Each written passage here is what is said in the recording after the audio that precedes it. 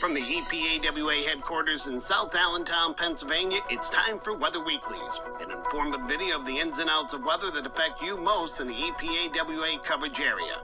The following segment is a weekly video blog, and the opinions of the forecaster do not necessarily reflect the opinions of the staff of Eastern PA Weather Authority LLC as a whole, nor its constituents. Without further ado, here is meteorologist Bobby Martrus with Weather Weeklies. And good Sunday morning to another edition of Weather Weeklies. I have a lot of information to go through today, so I want to get right into it. We're going to start off with yesterday's severe weather. Not unprecedented by any means, but we did have, actually it was almost a year to the date from the last severe episode we had that was very similar to this.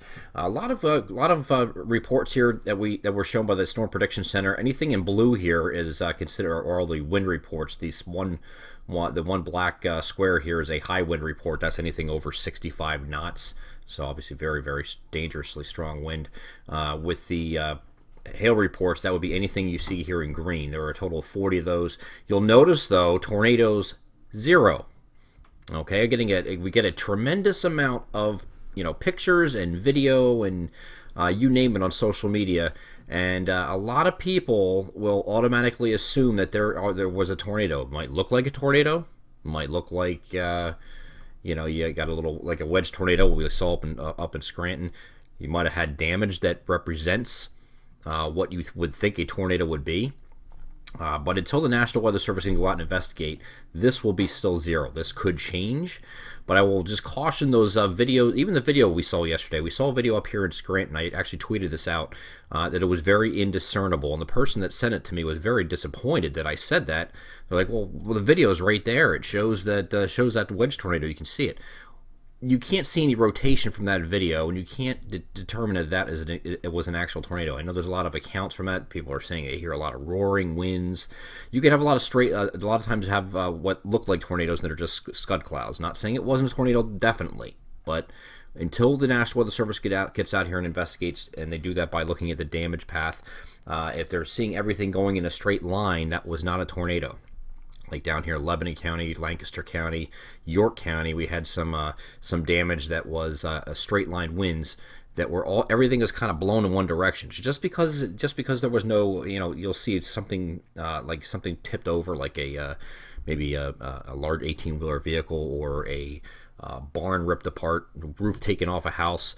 That can happen with microbursts, and that doesn't necessarily have to be a tornado. We saw it up here in Bushkill Township also, just a straight line path of damage where everything was kind of going in the same direction.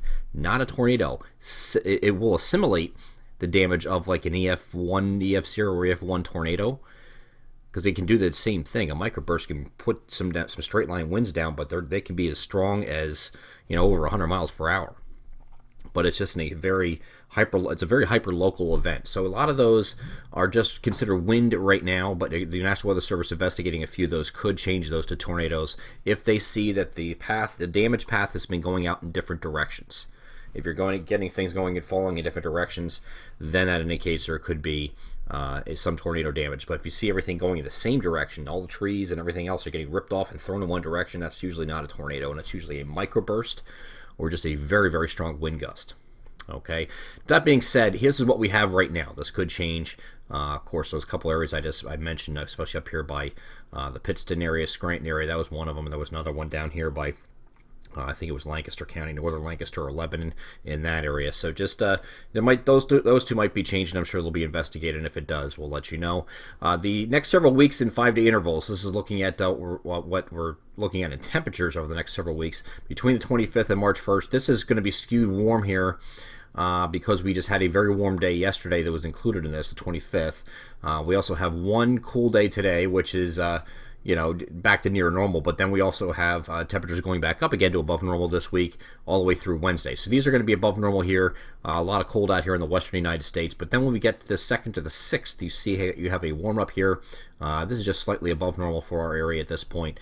Cold is up here in the northwestern part of the country, and then exceptionally warm further southeast. So we will have a slightly above normal temperature regime between the 2nd and the 6th, and once we get to the 7th to the 11th, we're going to get a shot of cold air coming here, and a trough settling over the northeastern United States. We're going back to below normal temperatures, but we'll get into that in a second. And then we finally start to get that lifting out toward the end of the period. We're going to start off, it starts the 12th to the 16th here. I think your 12th, 13th time frame, you're below normal yet, but then you get this warmth starting coming in here from the southwest that's going to get these temperatures back up once we get closer to the 15th and 16th, towards the middle of the month. So that will not last forever, okay? So the whole idea here is we're getting into a very transient up and down pattern. We kind of have been in this for a while. This isn't anything new. But I don't see this. We talked about this in the previous Weather Weeklies video. We talked about this in the previous outlooks that we do every week, every Friday publicly. A lot of just transient up and down stuff, and that's going to continue through the month of March, we think, and probably at least the first half of April. We get this transient up and down stuff. The deal is, though, these cold shots that you're getting are very limited. You're going to get these come in, but they're going to be cold relative to average. So this is March 7th to 11th. The average temperature here is not what you would see in mid-January. It's a lot milder. So if it's below normal there, yeah, it can be cold, but it's not going to be brutal like you would see if you have one of these big troughs here coming in here in the middle of January. Okay, so you're starting to get a little bit further in the season, so the climatology is starting to play a role. So is the sun angle. Now, getting into the tropical forcing now.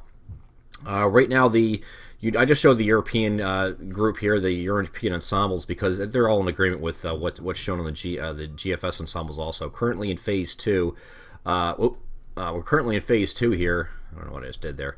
But it's expected to go to phase 3, and then eventually the circle of death. These are both favorable phases. Okay, you see phase 2 and phase 3 are both colder phases. So as long as it's in there, it's okay. Once it gets to circle of death, the Madden-Julian oscillation has no effect on the pattern. So this is your tropical forcing in the equatorial East Pacific that will affect the jet stream and give you a colder phase here. So you have a colder phase here coming, and that's because of this. What you're going to see the second week of March when you have that colder shot here. After that, but you normally in wintertime you look at these phases here, like phase 8, phase 1 as being the most ideal phases. Well, now they're really not. I mean, they're maybe near to slightly below phase 8. Here's phase 8, phase 1. So your colder phases are actually right here. Once you get over here on this side here, maritime continent, Western Pacific, you're talking about this where you're ideally, if you want a very hot pattern, you're going to want something up here in 5 and 6. Okay, so we'll see. We'll see where this goes. There are some ensemble members showing forcing getting back to the maritime continent, but I really don't think the Madden-Julian oscillation has had a big effect on the pattern here going through this winter. There's been other factors that have been negating it, like the QBO and other things. I'm going to blow through the next 5 images pretty quickly. Just want to show you about the ups and downs we're talking about. And this is this week here. This is March. This is looking at March 1st. You can see a lot of warmth sitting over our region. But you just go a couple days later to March 4th or March 3rd. Actually, this is the night of March 3rd in the evening. You got cold settling in. All right, just a couple days later, and then right after that, here's the 5th, and you're back to slightly above normal. Okay, and then here's the 8th. You're back to slightly below normal. So you see a pattern here. You can't lock anything in, except that this one here that looks like that the ensemble are trying to keep this around for several days. This is the one we were looking at during the second week of March that we said would last about maybe 5, 6, 7 days. I do think that's going to happen here. This is going to be your last shot of anything wintry. And then that's out of here, and I think we have still up and down, but anytime you get a cold shot after that point, you're getting into spring now, so your cold shots aren't as effective. You're not as getting, cold shots might be taking you back to the 40s instead of being in the 60s, in other words. So looking at our potential systems here, we do have another one of these cold fronts coming through here on Wednesday. I don't think this is going to be a severe weather event like we had here on Saturday. Just because we have a warm front that's going to come through here on Tuesday, bring us some showers.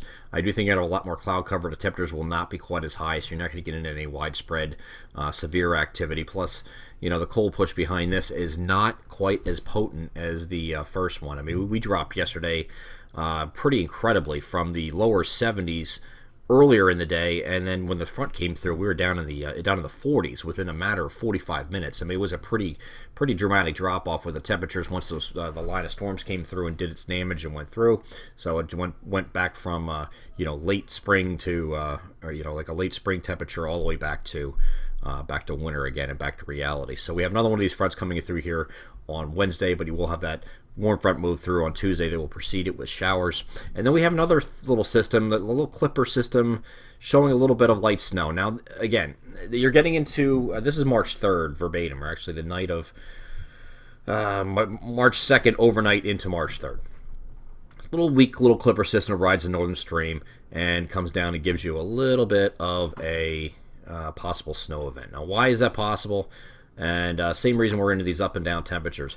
You have blocking over Greenland right now, or they're at least projected. This is out here at that same time frame. Each one of these little buggers right here, I'm going to mark here, are Rossby waves. Okay, so you get these little Rossby waves that are going to rotate around the blocking, completely rotate around it, and that's going to go. It goes all the way around the world like this, and so it gets a complete cycle all the way around. All right, so you have these little waves come in. In between these waves, I'm going to take these away. I'm just going to focus on these two here. You have one here, right? Here's your blocking over the Greenland. That's your blocking. And here's another wave. In between, you get a little bit of warm up. Okay, so that's why you get the transient up and down. When one of these are over you, you're in a trough. So that's colder. Okay, you can see that. Here's the colder here. So if it's constantly rotating around like this, you get this big circle. It keeps going around like this. You're going to have cold, warm, cold. You see what I mean? And it's going to keep going back and forth. Cold, warm, cold, warm, cold, warm. And that's why we have the up and down. But with any of these waves that come through that are rotating around this block, you could have a little clipper system, something like this. Nothing strong, just a weak little wave of northern stream energy that comes around and rotates around. But it could produce a few snowflakes. At this point in the season, You're now talking about being in March. You're working against climatology, where the temperatures are higher than they were in January. You're also working against the sun angle. So something that comes in will have to be perfectly timed to get any kind of accumulation. It's going to favor non-paved surface accumulations, okay, unless it's really heavy, which this doesn't look like it's going to be, this particular one. Something like this would just be a grassy surfaces, cars type thing, and just very light, okay.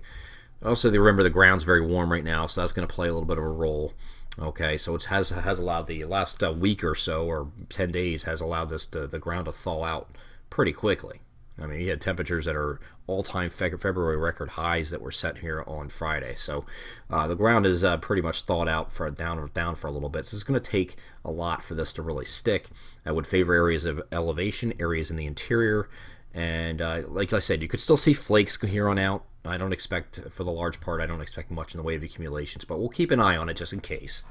All right, and I get a lot of people who say, well, we had the blizzard in 93, that happened, and we got a tremendous amount of snow. And yes, we did. Yes, we did. That did happen, and it was 12th, for our area, it was the 12th and 13th. I know this is the 14th, but that's because it's including everything up here a day later after it passed us. We had a big, huge area of low pressure here in the Gulf. Blizzard 93 took the absolute perfect track. There's a reason, folks, that this is called the storm of the century. It took a path up here like this. It actually cut over New Jersey. So you had a tremendous amount of snow going over to a tremendous amount of ice in some places further east, and then back to snow. And then in the inland across the mountains here, you had, 20, 30 inches of snow easily. Some places over that. This is called the storm of the century for a reason. It's because it's not something that is expected. I know people will say, well, we've had blizzards, we had storms back in March. The pattern really doesn't support it this year. Does not support it. So I would not hold your breath. It's called the storm of the century because it's a once in a century type thing. Okay, very fluke thing. Just like 77 degrees in Allentown on Friday was a fluke thing. Okay, it's not normal. Neither is this. So yes, this happened. Yes, it did happen toward the 12th or 14th of March. Can we still get snow? Yes. Can we still get a big snowstorm? I suppose, but I don't think you're going to have anything to really deal with for the rest of this winter, except for maybe seeing a few snowflakes, maybe minor accumulations for one of these little clipper systems coming through here. Nothing big in this pattern is screaming to me right now saying, hey, you got to watch out for a big storm coming out of the Gulf. Not the pattern we're in right now. I wouldn't expect it. Okay? So if you're holding on to that, you're holding on to that, that is something that you're going to have to let go of very shortly, because we're running out of time. I'm Eastern PA Weather Authority meteorologist Bobby Marchus. That is this edition of Weather Weeklies. Join us again next week. We'll hopefully discuss this next cold blast that's coming through the second week of March and get a better handle on that. Maybe discuss if there's any systems showing at that point as far as wintry and what we think about that in the shorter term. Take care.